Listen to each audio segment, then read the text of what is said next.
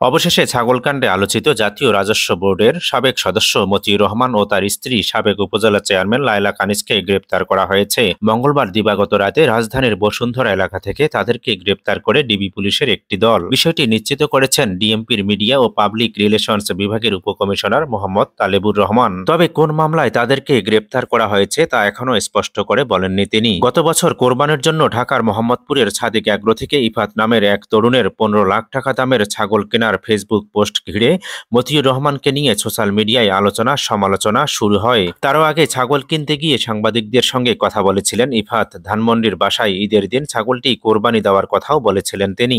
তখন ছাগলসহ ইফাতের ছবি জুড়ে দিয়ে অনেকেই সামাজিক যোগাযোগ মাধ্যমে প্রশ্ন তোলেন, ১৫ লাখ টাকা দিয়ে ছাগল কেনার অর্থের উৎস আসলে কি? এই প্রশ্ন ঘিরে সামনে আসতে থাকে ইফাতের পরিচয়। ইফাত নিজেও সামাজিক যোগাযোগ মাধ্যমে ছবিসহ পোস্ট দিয়ে ও গণমাধ্যমে বাবার পরিচয় দিতে গিয়ে বলেন, তার বাবা জাতীয় রাজস্ব বোর্ডের কাস্টমস, এক্সাইজ ও ভ্যাট অ্যাপিলেট ট্রাইব্যুনালের সভাপতি মোহাম্মদ মতিউর রহমান।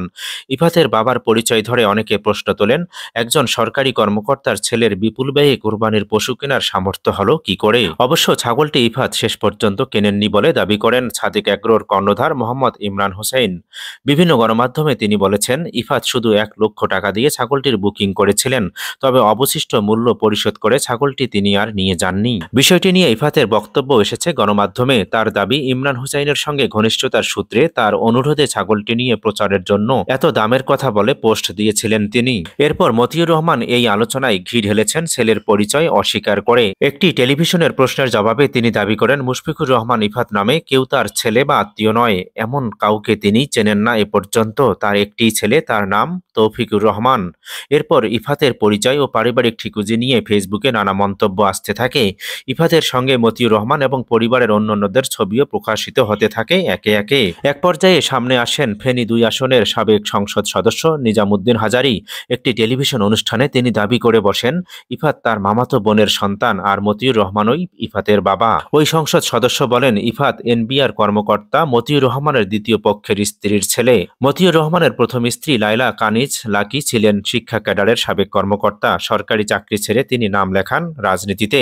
তিনি এখন নরসিংদীর রায়পুরা উপজেলা পরিষদের চেয়ারম্যান। এরও আগে তার বিরুদ্ধে দুর্নীতির অভিযোগ উঠেছিল, যেসব দুদক তদন্ত করেছে। তখন এক টেলিভিশনে দেওয়া সাক্ষাৎকারে তিনি বলেছেন, ৪ বার দুদক তদন্ত করে দেখেছে, আমি কোনো দুর্নীতি করিনি। মতিউর সরকারি চাকরির পাশাপাশি ব্যবসায় জড়িয়েছিলেন, বিনিয়োগ করেছেন পুঁজিবাজারেও। বিপুল আয়ের উৎস সম্পর্কে প্রশ্ন করলে মতিউর ওই সাক্ষাৎকারে বলেছিলেন, একটি গ্রুপ অফ কোম্পানির ৩০০ একরের জমিতে আমার একটি অংশ আছে। কোনো একটি কারখানাতেও আমার বিনিয়োগ আছে, কিন্তু ৩০০ একর জমি বা কারখানার পুরোটা আমার নয়, আমাদের পরিবারের বিনিয়োগ আছে মাত্র। দুর্নীতির অভিযোগ নিয়ে আলোচনার মধ্যে মতিউরকে এনবিআর এর দায়িত্ব থেকে সরিয়ে আভ্যন্তরীণ সম্পদ বিভাগে সংযুক্ত করে অর্থ মন্ত্রণালয়। বাদ পড়েন সোনালী ব্যাংকের পরিচালক পর্ষদ থেকেও।